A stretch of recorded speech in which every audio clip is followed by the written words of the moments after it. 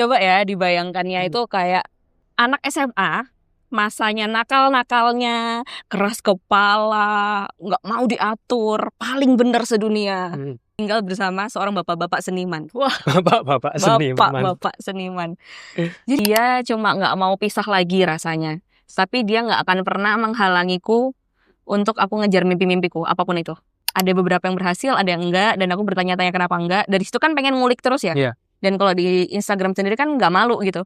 Ya kalau gagal ya udah gagal aja, nggak ada yang rugi. Nah terus pas di situ, pas habis komuni saya berdoa, Tuhan Mbok ya, aku bisa pelayanan di sini. Jadi apa kek gitu? Karena kan ini udah cocok banget nih, waktu kerja juga weekendnya libur segala macam, bisa nih aku pelayanan. Jadi kalau misalnya aku bilang, Pah aku misalnya dapat apa gitu ya, Pah aku gini, dia selalu bilang rahmat Tuhan itu luar biasa. Wow. Dia suka ngomong kayak gitu. Ngopi di teras bareng Rian.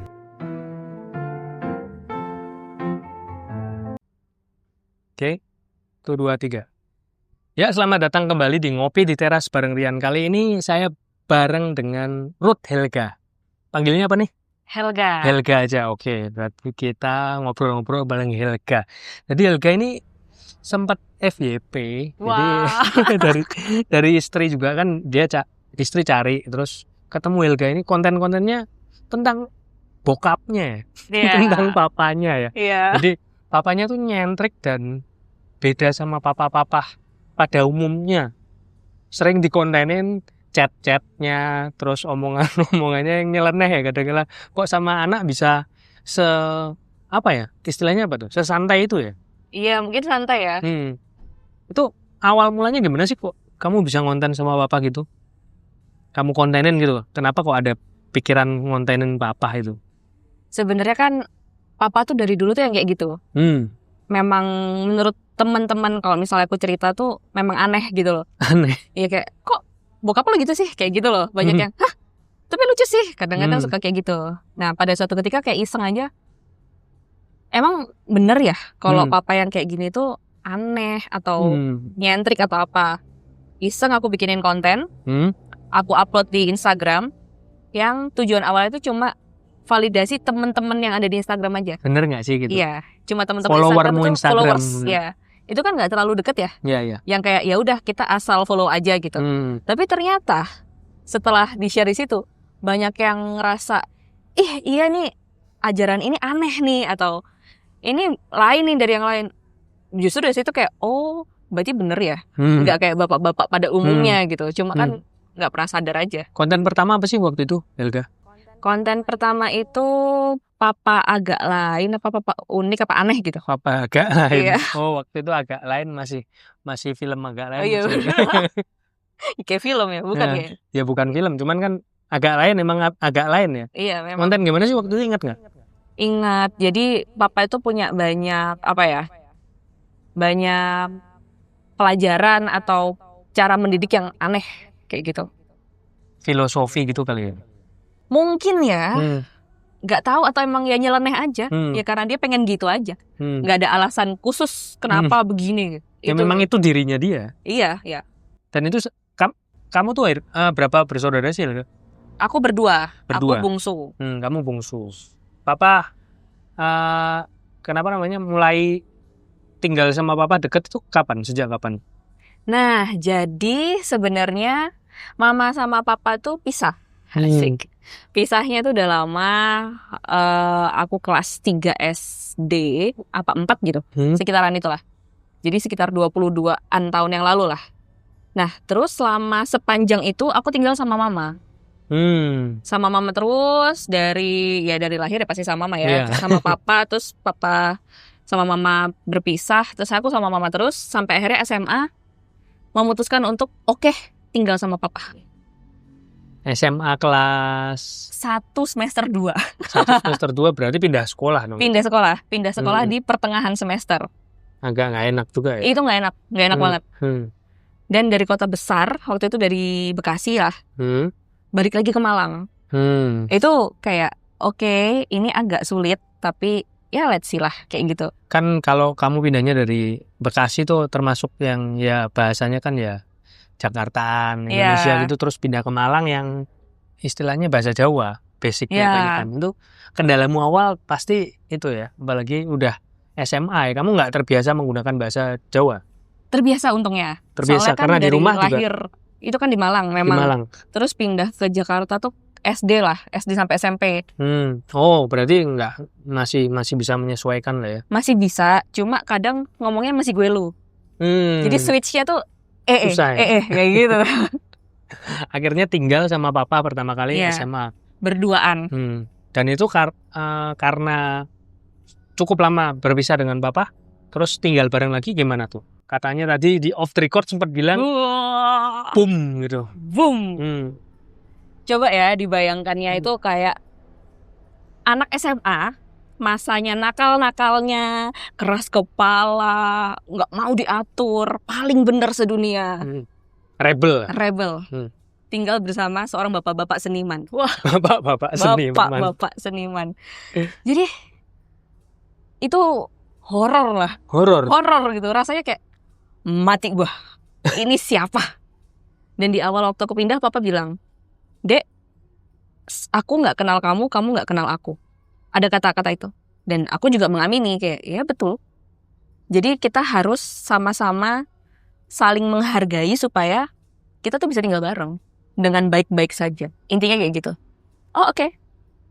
Tapi ya balik lagi, namanya anak SMA ya, banyak kejadian-kejadian yang apalah ini kayak gitu sih. Misalnya ada nggak satu peristiwa yang mungkin di awal-awal kamu tinggal terus ini jadi kayak pemicu pertengkaran atau perselisihan dengan papa yang masih kamu ingat? Pertengkaran itu jarang, perselisihan itu jarang. Nah, kayak apa ya? Menyebabkan hal yang nggak enak lah. Mungkin cerita lucu aja kali ya. Ya, boleh. Jadi selama tinggal sama mama, itu job deskku bukan masak. Job deskku tuh lebih ke benerin antena. Iya, cewek.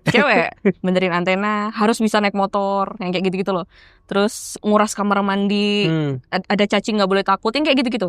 Yang strong gitu loh pokoknya. Waktu sama mama. Masak itu bukan. Ketika sama papa, kebalik dong. Switch. Papa kan udah bisa semua. Papa nggak bisa masak.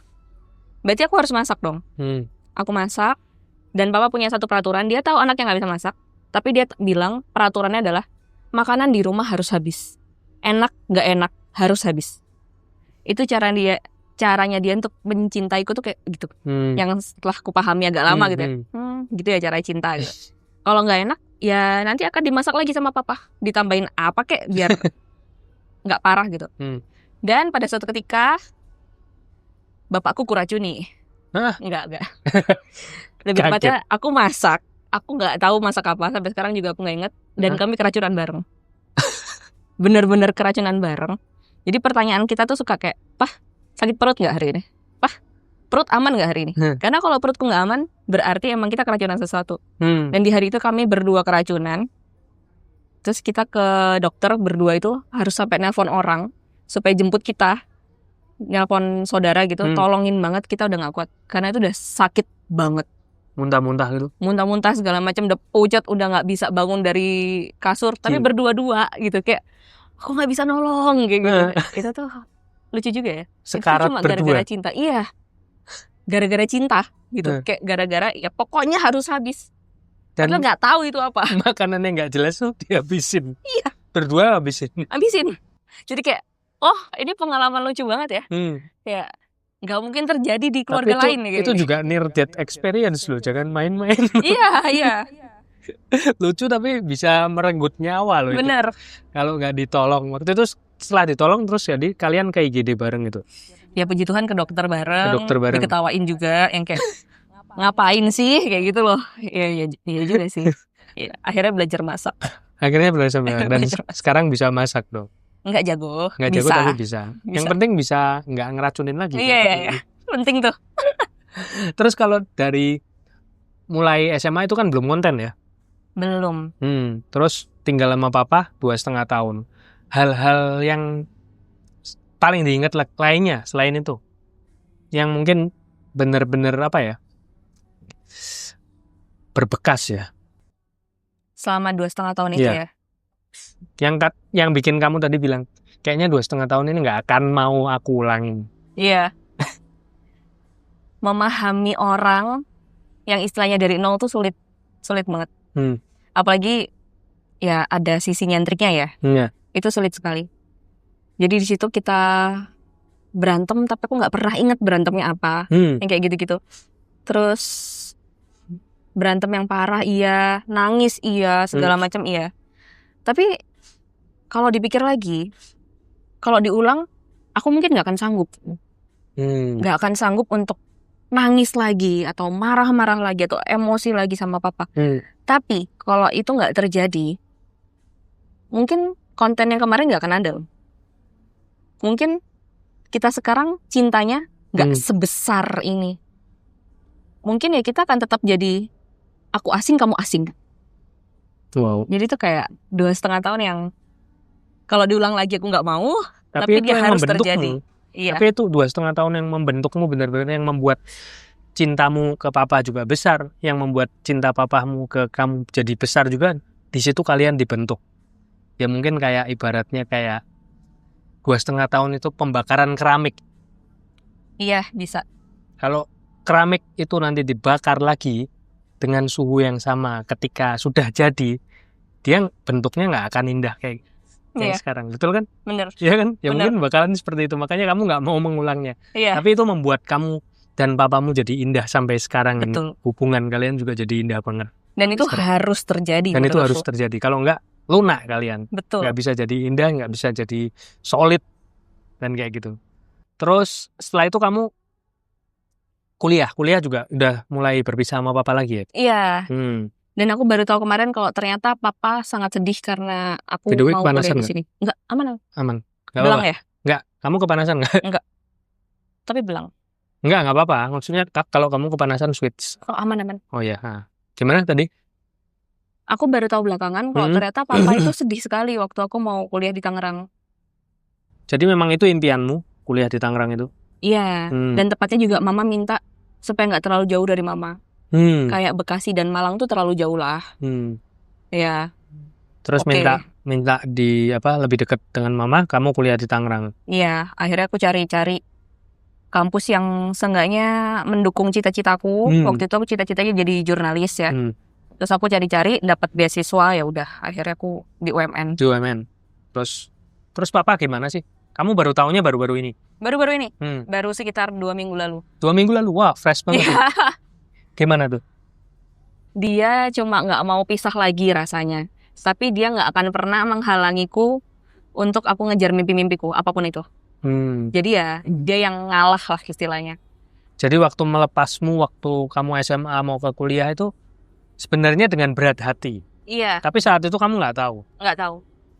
Baru 2 minggu lalu dia cerita? Iya.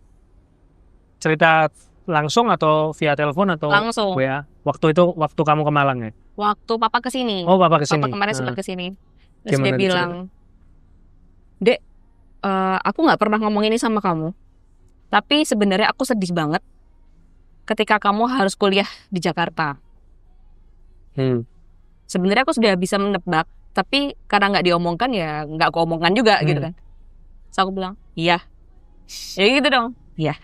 Ya aku mau ngomong apa lagi gitu kan, udah terjadi gitu. Iya. Ya tapi seperti jadi agak penyesalan, cuman dia nggak mau menghalangimu, nggak mau merintangimu untuk meraih cita-citamu gitu. Iya. Jadi mau tanya nih, karena kita tadi ngomongin papa yang nyentrik dan sebagainya, sebenarnya papa itu latar belakangnya apa sih? Kok bisa jadi seniman yang nyentrik? Apa papa pure seniman atau apa pekerjaannya? Kan teman-teman di sini juga pasti penasaran, ini papanya kok bisa jadi seperti itu? Apa salah makan atau apa? Iya. Nggak tahu. Papa itu kalau ditanya backgroundnya kuliah pun enggak. Kuliah enggak? Enggak. SMA-nya waktu itu kalau nggak salah ya seminari. Oh, di seminari Bapak? Seminari waktu itu. Terus habis itu keluar seminari lah intinya. Terus bekerja. Waktu itu kerjanya jadi orang perpustakaan di sebuah SMA. Jadi kalau di seminari itu berarti dulu Papa sempat mau jadi pastor? Iya. Sempat kayak disekolahkan ibunya. Jadi disekolahkan nenekku untuk udah jadi pastor aja. Oh. Habis itu udah nggak jadi aja. Mungkin di zaman itulah ya. Jadi kayak ya udah Papa cuma nurut aja. Nurut aja. Jadi lulusan seminari terus akhirnya jadi orang perpustakaan di sebuah sekolah. Perpustakaan sekolah. Iya. Dan waktu itu bukunya belum banyak. Dan papa diberi kebebasan. Ini kalau nggak salah ya. Iya, Dari cerita papa soalnya. Iya. Nanti mungkin kapan-kapan kalau Tuhan izinkan boleh ngobrol dengan papahnya. Boleh. Ya. Nanti Boleh. siapa tahu kita bisa ke sana atau Iya. papa pas kesini nanti kita janjian lagi kita, karena sama Om ini kayaknya seru ngobrolnya. Ya. Boleh di calling dong papanya. Terus Papa nonton kan? Nah. Ayo Om, silakan datang Om. Saya yang nyamperin Om. Iya itu. Nah, terus gimana? Terus jadi orang perpustakaan. Nah di situ papa beli buku, diberi kebebasan beli buku, tapi buku itu sebelum ditaruh di rak-raknya, itu semuanya dibaca dulu, bukan cuma dari sinopsis. Jadi memang sangat suka membaca. Dan kemarin sempat bilang kalau membaca itu bukan hobi kalau papa, kebutuhan. Kebutuhan, membaca bukan hobi tapi kebutuhan. Jadi ya awalnya mungkin dari situ, tapi pada dasarnya memang papa suka main teater dari SMA. Oh, main teater dari SMA. Main teater dari SMA. Setelah menang, papa cuma mau jadi sutradara. Sutradara teater. Setelah apa? Kayaknya menang sesuatu deh. Jadi pemain. Lalu maunya cuma jadi sutradara. Lalu akhirnya jadi sutradara teater di sekolah tersebut. Plus dan lain-lain, kalau ada Pasio di Malang. Itu papa biasanya sutradarain itu. Di gereja-gereja gitulah. Itu. Sisanya sih kalau masalahnya nyentrik dan seniman, aku rasa itu memang udah dari bawaan sananya. lahir ya? Iya. Settingannya ya, settingan pabrik. Bener. Settingan pabriknya udah kayak gitu. Nggak bisa, nggak karena tadi salah makan Helga masak yang sesuatu itu kan? Untungnya enggak. Oke. Terus awal mula kamu ngontenin berarti berapa tahun ini ya? Kalau ngontenin papa kayaknya baru hitungan bulan sih. Oh, baru bulan ini? Iya. Baru tahun-tahun ini ya, berarti 2025 ini ya? Tapi kalau nyoba ngonten itu udah dari sejak nganggur. Nyambungnya ke situ ya berarti. Iya. Jadi sejak ada peristiwa apa sih waktu itu, Helga? Jadi peristiwanya adalah aku resign dari sebuah kantor. Tapi nggak punya backup plan. Ya resign. Kayak pasti pernah lah orang tuh resign bodoh aja gitu. Resign cuma emosi resign gitu. Saya juga dulu resign bodoh. Itu mungkin sama ya kasusnya, kayak gitu kali ya. Dan saya idealis, ingin membangun brand saya, dan ternyata brandnya itu tidak cukup kuat karena kakinya seperti kaki korek api, jadi ya patah di tengah. Akhirnya ya buyar. Ini masalah semua orang itu kayaknya ya, sebenarnya. Cuma nekat apa enggak aja. Iya. Sebelum ngomong resign itu, mungkin boleh cerita dulu ya, sekalian aja ya. Latar belakangnya Helga tuh kerjanya apa sih tadinya? Saya tuh awalnya setelah kuliah. Ya, itu production assistant dan juga reporter di TV. Di TV. Awalnya itu. Lalu akhirnya jadi scriptwriter di EduTech. Setelah itu saya jadi content producer atau scriptwriter juga lah. Terus sekarang saya jadi content producer di post production. Post pro. Yang lalu yang berarti yang resign itu pas di TV itu ya? Yang resign itu pas di sebelum yang sekarang persis. Sebelum yang sekarang. Berarti kalau TV itu udah lebih lama lagi ya? Lebih lama. Jadi pertama sempat di TV. Jadi kalau yang belum tahu, Helga ini dibaliknya jejak si gundul. Iya, jejak si gundul, si Otan, si Unyil. Oh, itu banyak. Jadi di Trans 7 itu kalau teman-teman tahu Otan, Unyil, jejak si gundul, jejak petualang juga kan? Pernah. Nah, itu Helga tuh yang di belakang layarnya itu ini sosoknya ini. Bisa dilihat lah pokoknya. Setelah itu baru kamu pindah ke EduTech terus layoff. Kayak gitu-gitu. Terus akhirnya pindah lagi ke agensi itu lah. Kamu yang memutuskan untuk resign itu pasti yang di agensi itu. Jadi udah berapa tahun di situ kok? 1 tahun. Baru 1 tahun. Terus ada impulsive resign. Itu dia. Impulsive resign. Ya itu dia namanya. Kamu impulsive resign dengan apa? Nggak ada bayangan jadi. Ya udah mau resign aja gitu. Iya. Sebenarnya aku cuma ngerasa ada titik oke, berhenti. Ada titik kayak kita kerja terus kayaknya di sini deh berhentinya. Kayak gitu. Nah, itu titiknya. Waktu itu gitu toh. Terus apa? Nggak tahu. Aku nggak tahu. Galau. Terus agak stres dan itu ada ternyata ya. Aku pas buka chat sama papa kan kok ada. Pas aku stres, nggak bisa makan, nggak bisa tidur. Itu tuh tidur jam 5, jam 6, nggak bisa makan. Terus stres banget kayak pengen menyudahi hidup aja gitu rasanya. Serius? Nggak kuat, gitu. Sampai mau suicide? Yes. Lebih ke kayak aku nggak kuat, ternyata nggak punya bergain apa-apa sebagai manusia yang nggak kerja. Ternyata aku nggak bisa karena seumur hidup aku kerja terus. Merasa useless ya? Useless banget. Stresnya parah. Selama berapa lama tuh? 2 bulanan. 2 bulanan kamu merasa apa namanya? Kok aku nggak ngapa-ngapain gitu? Iya. Dan kamu WA-an terus keep kontak sama papa lewat WhatsApp itu ya? Dengan cara yang stres juga ya. Maksudnya, nggak bisa makan, nggak bisa ini. Bukan yang, papa tolongin aku, enggak. Ya orang stres aja gitu. Kayak, gini deh, nenek. Iya, dia sempat di-share di konten juga. Iya. Dan itu dari chat-chat lama itu? Chat lama. Wow. Aku tuh kadang suka lihat chat lama kan. Ada nih, zaman-zaman aku stres nih. Ketawa juga sih ngeliatnya kalau sekarang kayak, ya dulu aku ngerasa kayak, gak beriman banget gitu. Dan kamu nyandarinya ke papa ya waktu itu? Iya. Terus papa ada yang kamu ingat banget gak waktu itu? Suruh pulang. Kamu pulang? Pulang. Papa tuh selalu kalau ada apa-apa suruh pulang. Pulang? Padahal gak ngapain juga di rumah.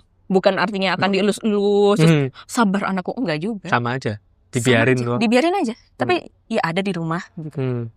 Keberadaanmu di situ. Terus kamu pulang sempat berapa lama tuh? Dalam 2 bulan? Kayaknya 2 minggu. 2 minggu? Kayak sekitar 2 minggu. Sebenarnya pengen lebih lama, cuma aku sadar nggak bisa. Ini rasanya kayak liburan tapi nggak boleh berlama-lama kayak gini. Galau juga nggak boleh lama-lama. Ayo dong. Udah dong. Papamu nge-push kamu nggak waktu di sana? Nggak. Sama sekali nggak? Sama sekali. Kayak bilang kamu mau kerja lagi nggak, nanyain apa? Nggak. Ya cuman ya udah biasa aja kayak waktu kamu tinggal dulu. Iya. Keseharian biasa, nggak ada sesuatu yang beda? Nggak ada. Ya ini deh cuma kayak ada anaknya di rumah. Udah. Sepele itu. Nggak ngapa-ngapain. Kita benar-benar kalau berduaan di rumah nggak ngapa-ngapain ya. Bener-bener dalam artian sesungguhnya. Jadi bangun pagi itu paling jam 7, jam 8. Aku juga bukan morning person. Kasih makan ikan. Terima kasih. Kasih makan ikan. Bikin kopi. Papa bangun, bikin kopi. Nonton TV. Atau kita baca buku masing-masing. Atau main handphone atau apalah. Kadang ngobrol. Lalalala. Habis itu siang. Tidur siang kali ya. Ini makan. Terus tidur siang kali ya. Kita tidur siang. Begitu udah malam. Mau keluar. Tapi kok dingin ya. Gak usah kali ya. Iya. Ya udah. Itu terjadi tiap hari. Itu slow living ya? Yes. Slow living yang benar-benar slow. Dan di Malang tuh waktu kayak nggak jalan ya. Nggak kayak Jakarta yang sat gitu. Banget. Di sana tuh kayak dari tadi kayaknya masih jam segini. Jadi lama banget rasanya. Terus sampai kamu satu titik kamu memutuskan ya udah balik lagi. Iya. Apply lainnya atau gimana? Itu tetap apply. Tetap apply. Jadi di rumah tetap ada apa apply. Terus sampai di titik kayaknya aku udah harus balik ke Jakarta deh, Pak. Oke. Apaan cari kerja? Oke. Pak, kalau aku jadi konten kreator gimana ya? Bagus. Nggak akan pernah ada kayak jangan deh, nggak pernah. Bagus. Itu sebenarnya fully support father bro. Iya. Iya kan? Dan yang bikin aku agak nangis ketika aku ngomong, aku udah balik ke Jakarta waktu itu, dan aku udah berusaha ngonten waktu di Malang, dikit-dikit tipis-tipis. Ada sempat ada yang viral gitu. Yang aku juga kaget. Iya. Karena bikinnya sangat mudah, nggak terlalu mood, tapi naik gitu. Tentang apa tuh? Kita tentang sekolahku yang punya museum. Jadi museum di sekolahku waktu SMA. Menurutku itu kurang menarik. Tapi ternyata buat orang-orang tuh menarik karena kenangannya banyak sekali. Sekolah itu ratusan tahun udah ada di situ. Terus, wah naik nih. Cuma berbekal satu viral. Aku bilang Papa, aku mau jadi content creator. Terus kata Papa, bagus. Hah? Ya aku tetap cari kerja sih. Iya gitu. Tapi aku selalu mendukung semua keinginanmu. Tapi keinginan yang ini kudukung. Yang paling kudukung. Aku bilang kan. Ada sinyal positif juga ya dari Bapak? Iya. Terus aku bilang, aku takut gagal. Dan papa bilang, aku enggak. Aku tahu darahmu. Buatku aku nggak percaya. Aku nggak percaya kalau papa tuh tahu darahku gitu. Aku nggak percaya karena papa tahu apa soal kerjaanku. Papa tahu apa. Apakah aku bisa kerja emang papa tahu gitu kan? Enggak. Tapi dia punya keyakinan itu dan ternyata sekarang malah aku ngerjain konten orang. Jadi kayak ini sejalan banget sama semuanya. Kayak gitu sih. Ini lurus. Nggak pernah belok. Akhirnya kamu kan tetap ke Jakarta waktu itu. Iya. Ke Tangerang, kembali ke Tangerang atau ke Jakarta? Waktu itu masih Jakarta Barat. Jakarta Barat. Ya, terus kamu balik lagi, terus mulai ngonten itu. Kok mulai ngonten? Iya. Mulai ngonten yang tentang papamu itu? Belum. Itu masih ngonten, apapun aku kontenin. Dan itu nggak akan pernah aku hapus dari Instagramku. Karena itu proses belajar. Dan itu mungkin gagal. Dan ya nggak apa-apa. Awal-awal ngontenin apa sih waktu itu? Lebih ke tempat arah makan. Yang lagi semua orang mencari lah ya, mencari. Iya. Dan itu kayak bubur termurah di Jakarta. 6.000 loh. Ada loh, kayak gitu-gitu loh. Yang sebenarnya sangat spesifik aja. Ada beberapa yang berhasil, ada yang enggak, dan aku bertanya-tanya kenapa enggak. Dari situ kan pengen ngulik terus ya. Yeah. Dan kalau di Instagram sendiri kan nggak malu gitu. Ya kalau gagal ya udah gagal aja, nggak ada yang rugi. Bukan kalau Instagram perusahaan ya jelas rugi kalau aku salah. Tapi kalau di Instagramku sendiri kan nggak apa-apa. Kamu buat trial and error pokoknya semua kamu kontenin gitu. Iya. Sampai akhirnya tercetus konten tentang Bapak. Iya. Ya di masa-masa kamu nganggur itu juga. Enggak. Justru ketika udah kerja. Udah kerja yang ini. Berarti ini sebelumnya kita masuk ke kamu di masa-masa kosong itu kan kamu juga tadi cerita off the record juga kan kamu ditemukan oleh Tuhan kembali. Yes. Dipanggil, tapi bukan dipanggil ke sisinya. Bukan, masih di sini. Dipanggil di dunia. Iya. Ya. Itu ceritanya gimana awalnya? Kayaknya ada berapa tahap tadi ya? Iya, benar-benar. Ya, sebagai gambaran saya Katolik KTP ya. Katolik KTP. Katolik KTP. Tidak seberiman orang-orang lah, jelas gitu. Belum. Ya. Pada saat itu tidak. Literally tidak. Nah, terus di masa-masa galau itu akhirnya ketemu papa segala macam. Teman lama saya tuh ngechat saya. "Gak, kamu nganggur?" "Iya." "Temenin aku yuk backpacker ke Lombok, naik motor." Ya aku nggak punya uang lah. Aku bilang kan nggak punya uang. Aku bayarin semuanya. Serius. Target utamanya 1 bulan. Serius aku bilang gitu. Serius. Di masa-masa nganggur. Tapi kan aku juga sambil cari kerja ya. Itu tuh ya masih apply lah ya. Apply. Wawancara segala macam. Terus akhirnya kapan bisa berangkat? Kata dia kan. So aku bilang, aku nunggu ada satu pekerjaan yang aku mau banget. Aku nunggu dan dia bilang 2 minggu lagi akan ngabarin. Misalnya 2 minggunya itu tanggal 14 gitu ya. Jadi tanggal 14 aja ya aku berangkat. 2 minggunya itu di tanggal 14. Mepet banget ya. Mepet. Karena waktu itu aku mikirnya kalau memang sampai 2 minggu biasanya nggak keterima. Rata-rata gitu. Dan ternyata di tanggal 14 sebelum aku berangkat, setelah aku novena berkali-kali, novena 3 kali Salam Maria yang kata orang tuh 9 hari ya. Nggak pernah aku 9 hari. Bablasin. Terus kalau waktunya lewat-lewat dikit, pokoknya berdoa. Nggak ada yang kayak harus ini harus nih. Nggak. Kayak ada dorongan dari dalam diri berdoa. Pokoknya berdoa. Pokoknya ya beriman aja lah. Perkara nggak ke gereja terserah. Tapi beriman nggak. Intinya kayak gitu. Waktu itu. Dan aku minta secara detail. Aku mau kantor yang ini. Yang di Tangerang ini. Yang bosnya namanya ini. Yang kerjaannya ini. Dan itu kamu dalam doa? Iya. Sedetail itu. Terus sampai di tanggal 14 itu nggak ada kabar. Justru ada kabar. Di hari aku harus berangkat ke Bali. Tanggal 14 itu misalnya? Tanggal 14. Diminta untuk tanggal 15 wawancara offline. Nggak bisa dong. Karena aku udah harus berangkat hari ini. Iya. Aku nego, bisa nggak kalau hari ini? Bisa. Jadilah aku ke sana, interview offline itu, dengan wajah dandan, baju kerja, tapi sepatu gunung, dan bawa ransel segede-gedenya. Ransel buat perbekalanmu kurang lebih 1 bulan itu ya? Iya. Dan terus? Diterima. Wow. Dan diterima, dan bosnya luar biasa baik. Dan kamu nego dong itu sama bosnya. Kan kamu waktu itu mau backpacking. Iya, aku nego. Aku bilang, Kak, aku masih harus ada pekerjaan sampai Mau ngajarin konten kan waktu itu. betul ngajarin konten sampai Kepanasan 1 nggak? bulan. Enggak, Nggak. aman sih. Nggak apa-apa, Bisa. aman. Aman. Nah, nggak apa-apa sih.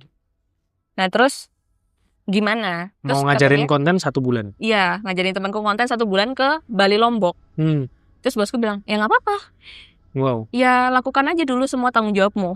Baru nanti kalau sudah kesini, intinya kayak gitu. Hah? Terus dia bercanda. Helga, saya lihat kamu suka konten. Iya. Kalau kamu keterima di sini, jangan berhenti konten ya. Keren Oke. banget. Tuhan, permintaanku tuh kayaknya sesepele diterima kerja. Aku nggak ada ngomong yang bosnya baik, yang kerjaannya enak, yang apa. Nggak minta yang kayak gitu-gitu loh. Dikasihnya tuh kok lebih gitu. Selalu gimana ya? Ya bersyukur tapi kayak sungkan lah Tuhan. Nggak gitulah. Sungkan sama Tuhan. Kayak sungkan banget. Itu sih awalnya itu. Terus akhirnya ya udah aku bekerja di situ. Kamu berangkat dulu dong ke Berangkat. backpacking. Dalam 2 minggu itu, 2 minggu apa 2 minggu? Tadinya 1 bulan tapi akhirnya kita 2 minggu karena cuaca buruk. Cuaca buruk lah. 2 minggu itu ada permenungan atau ada suatu hal yang di sana waktu itu? Enggak. Tapi aku gini. Rezeki itu kan nggak cuma soal uang yang kita punya berapa. Iya. Kayak nominal rekening berapa. Hmm. Berkat itu nggak cuma itu. Rezeki itu nggak cuma itu. Tapi rezekiku waktu itu adalah aku nggak pernah liburan selama 7 tahun apa 8 tahun kerja.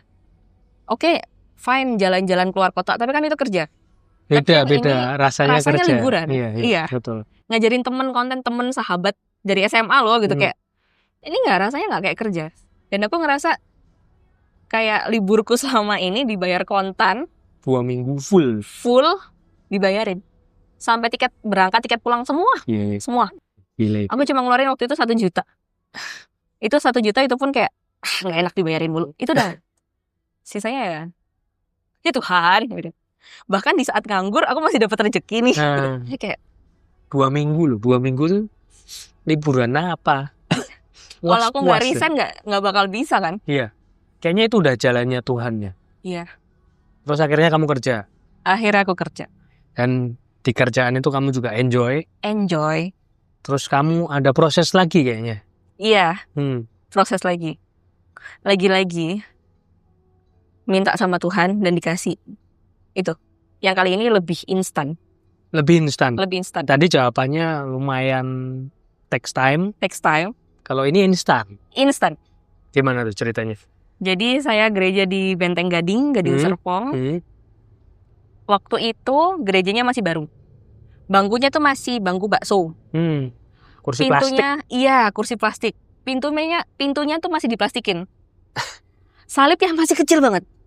Itu kayaknya baru kedua apa ketiga buka misa. Waktu itu malam Paskah.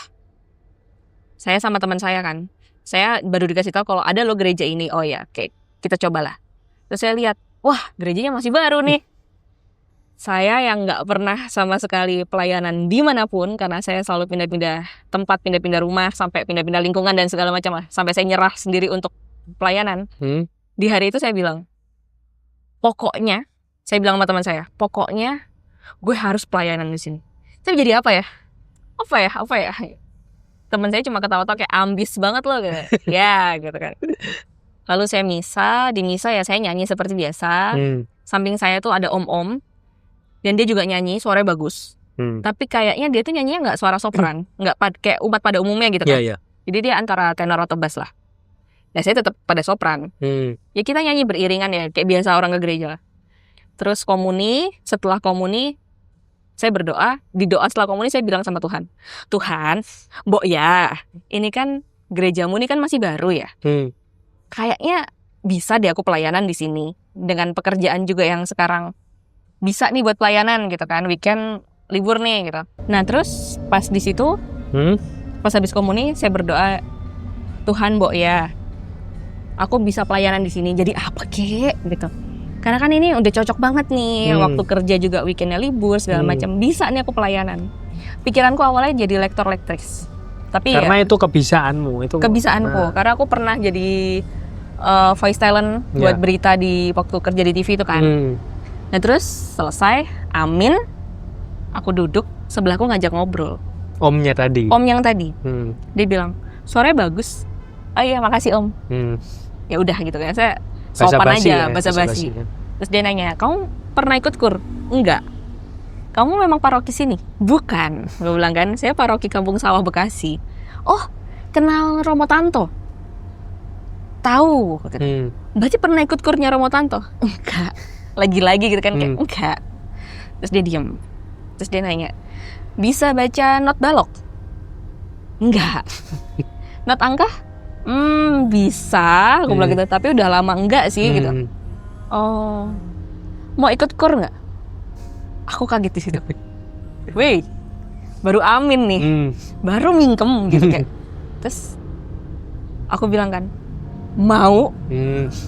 Oh iya, suaranya apa? Biasanya alto, aku bilang gitu kan. Terus kata dia, nah cocok, kita butuh alto. Wow. Sesimpel, semudah, sekeren itu. Yes. Langsung dijawab. Langsung. Terus tukeran nomor handphone dan akhirnya ya udah aku ikut latihan kur. Terus di situ ketemu orang-orang baik. Terus ya udah aku kur rutin. Terus akhirnya pelayanan sampai Surabaya segala macam. Oke, itu kayak ini menyenangkan sekali ya gitu. Lagi-lagi Tuhan mintanya barusan banget nih gitu kayak. Dan pertama kali kamu pelayanan di Surabaya itu kan juga kamu masih awal-awal kerja ya kalau iya, belum 3 bulan. Itu hari biasa? Hari kecepit, harusnya aku masuk. Harusnya masuk? Harusnya aku masuk. Dan kamu bilang ke bosmu? Aku bilang ke bosku, aku takut banget kan, kayak anak baru gitu kan. Anak baru udah izin-izin gitu. Iya, terus aku bilang, Kak, kalau tanggal sekian aku izin boleh nggak? Jawabannya adalah boleh. Dia belum tahu aku kemana. Langsung bilang selalu boleh? Dia bilang boleh. Aku nunggu dong, nggak nanya. Aku bilang, nggak nanya kemana kak. Terus dia ketawa, ya udah mau kemana gitu. Kayak, oke, gitu. Mau pelayanan. Hah, kemana katanya? Ke Surabaya. Hah? Oh, kamu pelayanan apa? Kata gitu. Terus dia nanya-nanya, iya tetap boleh. Terus aku nanya, ya udah kak, berarti potong gaji ya kak? Biasanya gitu kan? Enggak, kata dia. Hah? Di sini nggak ada batas cuti Helga. Kalau mau cuti ya udah cuti aja. Wow. Terus kak, tapi aku belum 3 bulan, aku pasti probation. Ya nggak apa-apa. Ya udah. Wow. Semudah, semulus itu. Dan akhirnya aku pelayanan ke Surabaya juga nggak mikirin kerjaan sama sekali, nggak buka kerjaan sama sekali. Keren. Kayak ini jalan terlalu mulus. Kayak baik banget sih. Tuhan ini baik banget ya. Aduh, oke sih. Mungkin setelah dari kamu pelayanan itu kamu ada ke lain lagi nggak fasenya? Fasenya dari situ kan otomatis setiap tugas ke gereja.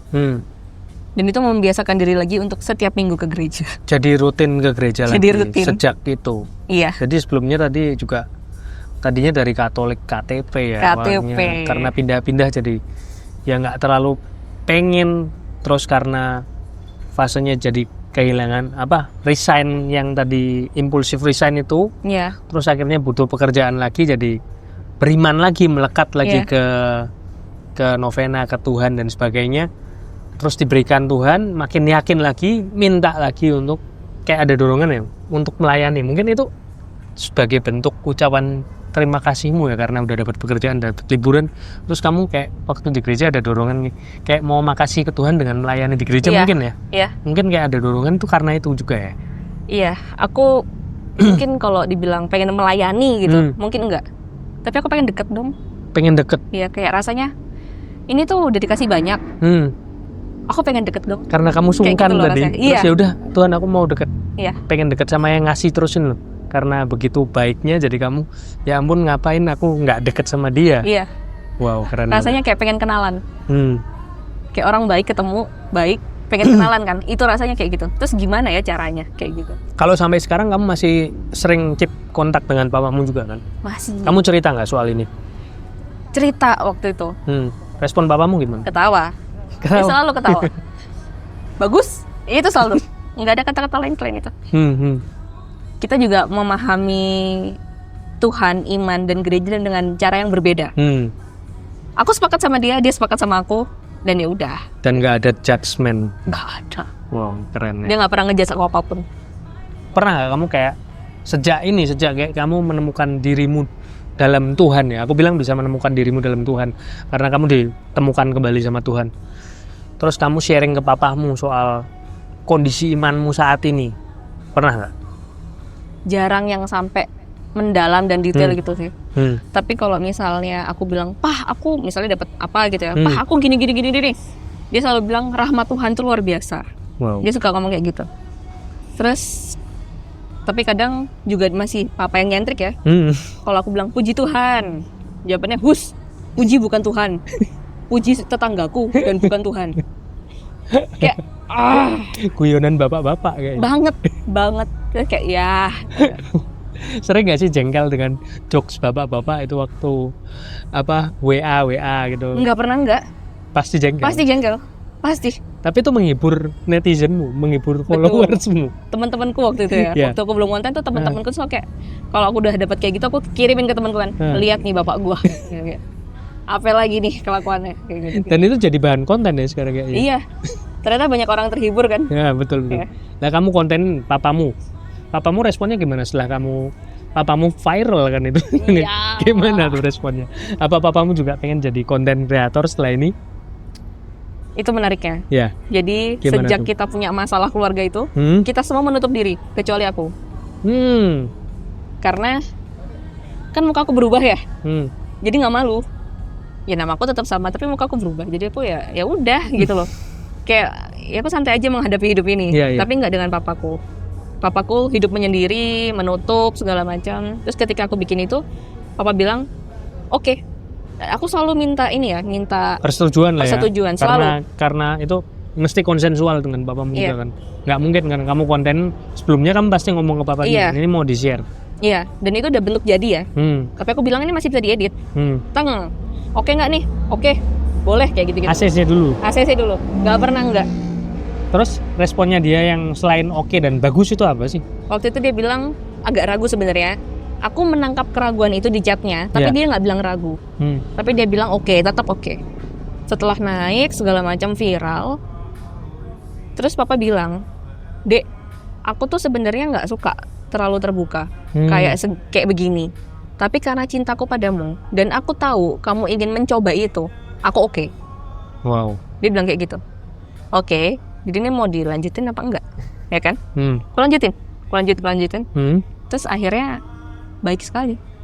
Kemarin sempat ada undangan dari TV ke Taai sama papa juga. Ya, berdua berarti. Berdua. Dan itu pertama kalinya aku membawa papa ke TV kan ya. Jadi kan bagiku dunia TV tuh ya udah. Ya gitu. Kamu pernah di TV. Iya, nggak yang gimana gitu. Dan sedangkan bapak-bapak ini adalah sedikit perasaan ntar gimana ya. Ada ketakutan, kekhawatiran. Ada. Terus. Tapi begitu kita didaai segala macam, terus akhirnya udah selesai, kita akhirnya ngobrol, benar-benar ngobrol yang dalam banget sampai jam 3 pagi. Itu ngomongin betapa kita berbahagia, betapa papa berbahagia sekali, karena dia di umurnya dia yang 67 mau 68 ini, dia bisa kerja bareng aku, collab sama aku, dan dia diperkenalkan sama aku ke dunia maya yang menurut dia dunia baru buat dia. Dia selalu bilang aku turis di dunia maya. Nah itu dia happy sekali.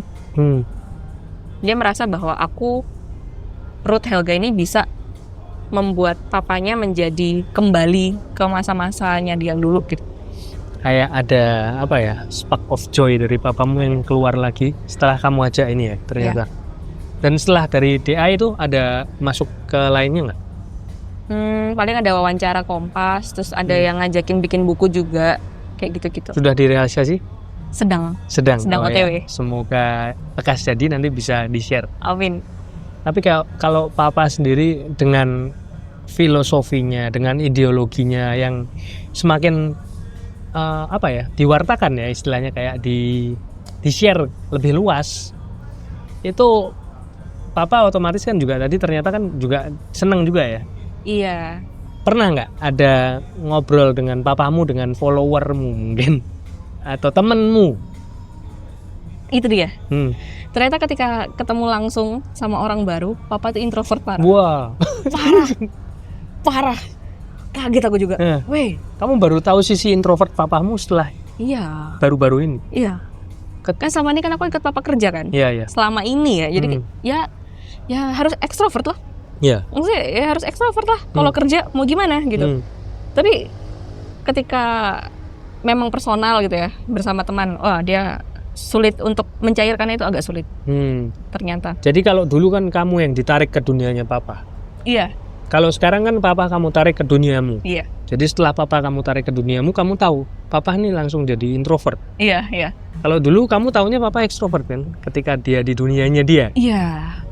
Dan ini mungkin masih asing buat dia. Dia adalah turis dari dunia maya.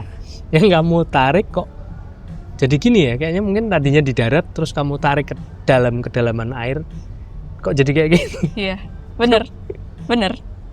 Itu sisi baru papa yang aku baru. Oh. Dan lucu papa juga, gimana? gitu.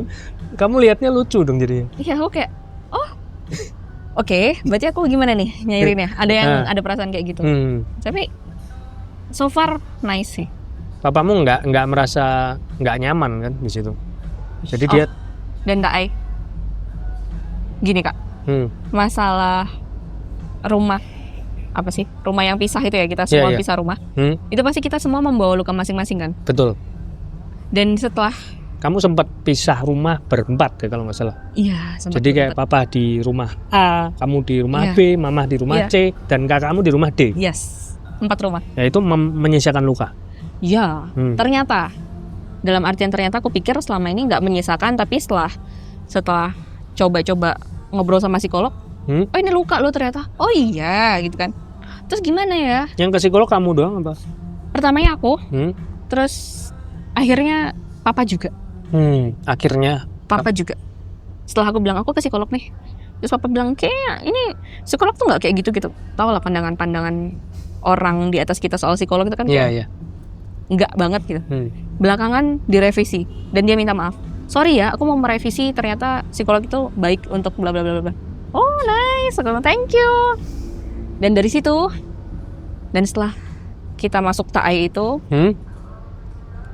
kita ngobrol panjang.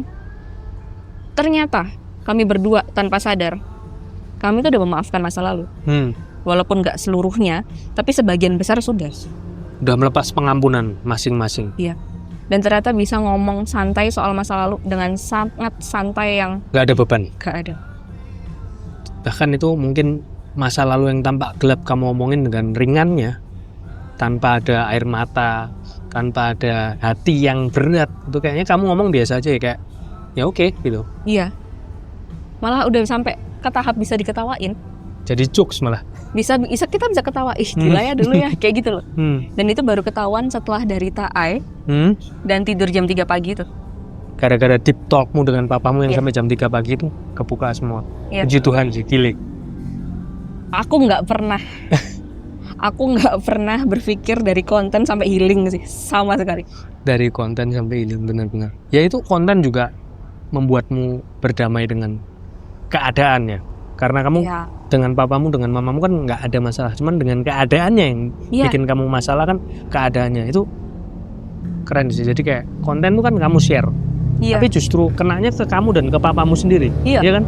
Kayak healing, masing-masing jadi menyembuhkan, masing-masing memaafkan, masing-masing berdamai. Dan keren banget sih. Kamu datang ke TV juga kan niatnya juga mungkin mau sharing. Iya. Tapi kenapa kamu juga malah di situ, setelah dari situ kamu jadi dipulihkan? Iya, dan nggak tahu juga gimana jelasinnya ya. Tapi pulang-pulang itu kita ada bengongnya dulu sebentar, kayak apa yang barusan terjadi ya, kayak gitu loh. Serius? Iya. Terus habis itu akhirnya aku tanya-tanya masa lalu. Aku juga nggak pernah lihat papa yang ini dengan sesantai ini membicarakan masa lalu, terus dan tentu saja membicarakan masa depannya. Iya. Papa yakin banget hidup sampai 100 tahun kok.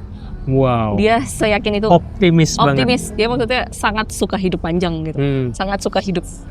Terus aku kayak masa lalu ini udah selesai ya. Kayak ini kok nggak terasa apa-apa. Kok kita nggak ada yang nangis, nggak ada yang merasa marah atau apa. Wow. Wah, keren banget sih. Kalau ditanya gimana caranya, nggak tahu. Nggak tahu, benar-benar nggak tahu. Itu jalan Tuhan ya. Iya. Bener-bener sih, lewat tiap fase hidupmu, tiap fase hidup papamu, dan kamu ketemu di satu titik, terus kamu bisa bareng kayak hitungannya kan, jadi kamu bareng itu sama papa. Di konten itu kan kamu nggak bisa terpisah dengan papa. Iya.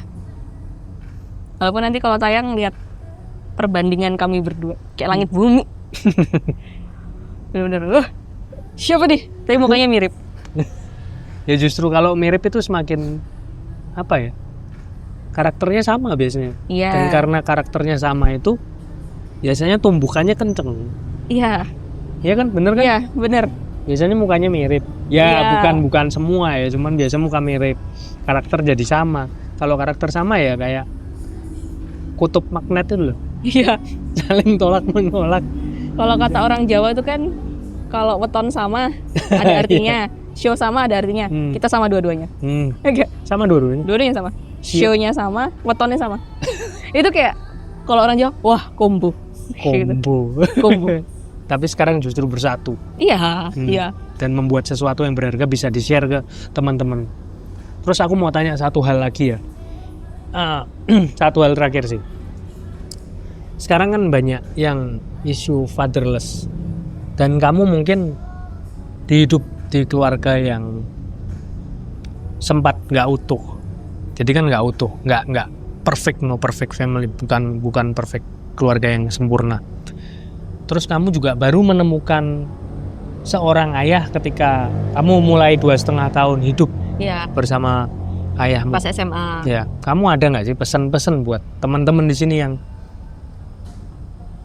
mungkin mengalami hal yang ada ayahnya, ada ibunya, cuman nggak merasakan kehadirannya? Mungkin ada pesan dari kamu atau papamu juga pernah ada suatu kalimat atau kata-kata yang masuk banget dengan isu ini. Ada nggak? Ada. Pertama gini, kemarin aku sempat baca thread. Ya. Ada orang bilang kayak, maafkan orang tuamu, mereka baru pertama jadi orang tua. Betul. Ya, tapi kan mereka juga bukan pertama jadi anak, kata-katanya kayak gitu. Jadi dia menolak untuk memaafkan orang tua. Fine, itu nggak apa-apa. Maksudku nggak ada yang salah dengan itu. Tapi ngomong-ngomong soal memaafkan itu kan bukan buat orang yang salah. Memaafkan tuh buat kitanya loh. Buat kitanya supaya kitanya tuh merasa damai. Kalau memang dengan tidak memaafkan dan punya cara lain supaya diri sendiri ini damai, ya silakan. Tapi sejauh yang aku tahu, kita cuma bisa memaafkan. Nggak usahlah pakai berbagai alasan kayak mereka kan baru pertama jadi orang tua dan segala macam. Kalau memang itu kurang relate, nggak masalah juga. Dan aku ngomong gini bukan karena aku udah berhasil ya, enggak. Aku akan selalu mencoba. Karena ngapain sih? Itu loh. Ketika kita nggak memaafkan tuh, kitanya rusak loh. Yang paling penting di dunia ini tuh siapa sih? Ya diri kita sendiri dulu. Sebelum apapun lah. Ya kitanya dulu tuh harus aman, kitanya harus sehat secara jasmani rohani. Ya sehatkan itu dulu dengan cara apapun. Nggak dengan cara sebagai pendendam, kurasa. Karena dendam itu juga akan membebanimu dulu kan? Ya, dan selama-lamanya. Kalau memang mau diangkut sampai selama-lamanya ya kalau sanggup ya silakan. Gitu sih. Ya kayak dendam terus luka batin itu seperti seransel tas batu yang digendong. Ya. Keputusan untuk meletakkannya itu ya dari si penggendong itu kan. Betul. Kalau kamu letakkan juga hilang dari kamu ringan.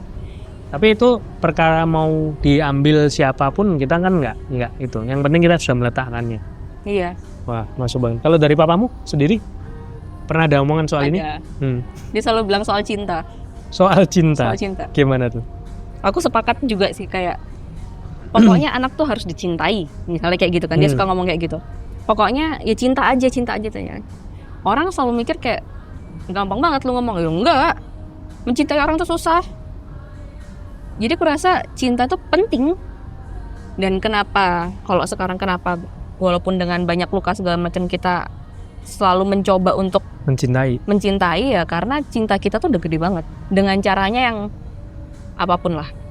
Kakakku selalu bilang, Dek, percaya ya, kita semua sayang sama kamu, kita semua cinta sama kamu, tapi caranya beda-beda. Oke, dan itu ditanamkan dari aku SD. Terus aku ngerasa kayak, oh iya, sampai aku tua juga, aku nih sayang. Kemarin sempat ada obrolan sama papa, aku bilang kan, Pah, tapi papa nih tahu kan aku sayang sama papa. Cara ngomong kita emang kayak gitu ya. Terus papa bilang, ya tau lah, memangnya aku bodoh. Dia selalu kayak gitu. Terus aku bilang, tapi papa tahu kan aku sayang sama mama. Loh, tahu, dan itu harus loh. Oke, that's all. Aku selama orang tuaku, kakakku, keluargaku tahu aku sayang sama mereka, itu cukup. Dan itu cukup untuk fondasiku bertahan aja. Gitu. Keren banget sih. Wah, kayaknya kalau ngobrol nih bakalan seru lagi. Kayaknya kalau kamu sama papamu juga, kalau aku ngomong, cobalah kalau waktu deep talk di podcastin, biar teman-teman bisa nangkep insight-nya. Jadi kamu waktu berdua sama ngobrol sama papamu, coba dong podcastin. Aku juga penasaran soalnya kalian ngobrolnya gimana. Iya. Kalau kita ngobrol kan beda.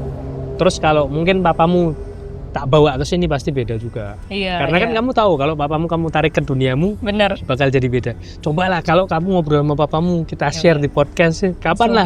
Coba di-share. Aku juga penasaran soalnya. Mungkin teman-teman kalau lihat konten-konten pendek kan ya, itu cuman spoiler aja. Iya, betul. Tapi ketika kamu ngobrol dengan papamu deep talk, itu yang kita penasaran. Gimana insight-insightnya papamu keluar, gimana insight-insightmu sebagai anak keluar, itu kita penasaran. Kita juga rasanya gimana sih Helga ini berkomunikasi, berelasi dengan papanya. 2,5 tahun yang lalu mungkin bisa dikulik lagi kan, cuman kamu dan papamu yang tahu. Bener. Tolong dong. Segera direalisasi. Oke, kita tunggu ya. Kita tunggu. Oke, gitu aja. Thank you banget Helga buat waktunya. Udah panasan juga ini. Gak apa-apa. Udah biasa di jejak si gundul. Iya, bener. Oh iya. Thank you banget waktunya. Thank you juga buat papanya Helga. Udah digibahin di sini. Semoga nggak ada yang menyinggung ya Om. Kalau saya ada omongan atau pertanyaan yang menyinggung, saya mohon maaf sebelumnya. Jangan lupa teman-teman buat subscribe, like, komen-komen di video ini, share juga. Apalagi kalau kamu kenal dengan Ruth Helga ini. Gitu aja. Thank you. Thank you. Tuhan memberkati.